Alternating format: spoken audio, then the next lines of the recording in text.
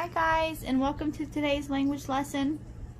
Before we get started, remember that the yellow highlighted sheet is your note sheet where you can take your notes, you can get your notes from, and then the blue highlighted sheet is the guide for your written assignment.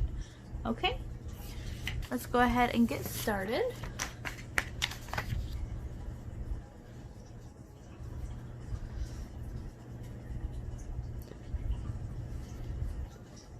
Okay, so yesterday we talked about your versus your with an apostrophe R-E.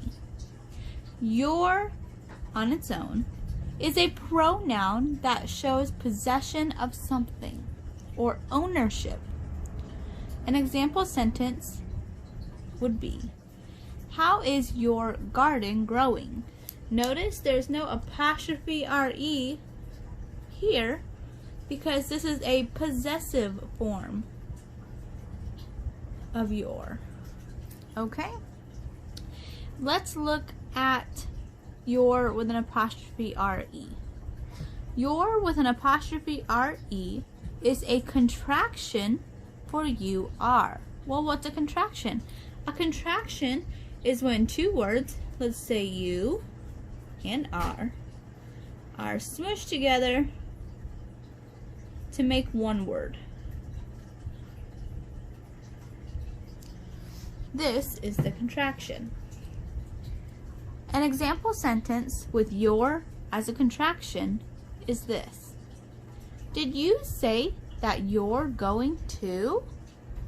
Now you can tell that it's a contraction because if you break this word down, this word your, into you, are, it will still make sense. Let's try that. Did you say that you are going to? That still makes sense, right? Right. Okay. Good review. Let's go ahead and move down to our new concept today. Our new concept is can versus may.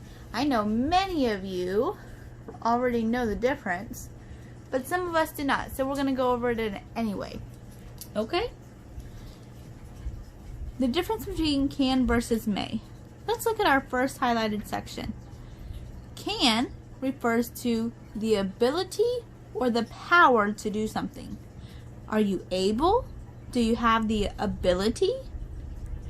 Let's look at this example sentence where can is used properly. He can lift a cement block with one hand. Notice they use can because they're trying to say he has the ability to lift a cement block with one hand.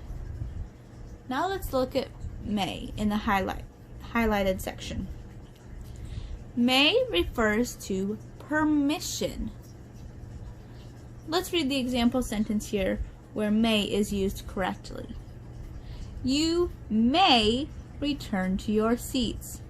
Notice the writer used the word may because they were trying to portray that you have permission to return to your seats.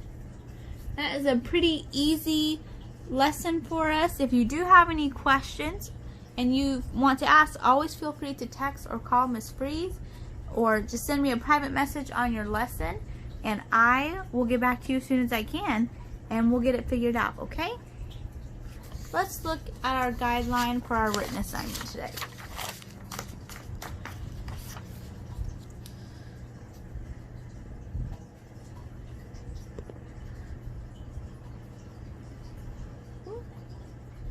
There we go. Let's read the instructions. Practice. Rewrite the following sentences on a sheet of notebook paper. Replace the blank with the correct form of can or may. So let's give ourselves a little note here. What does can refer to? Can refers to the ability to or able to. And what does may refer to? May refers to having permission to do something. Okay?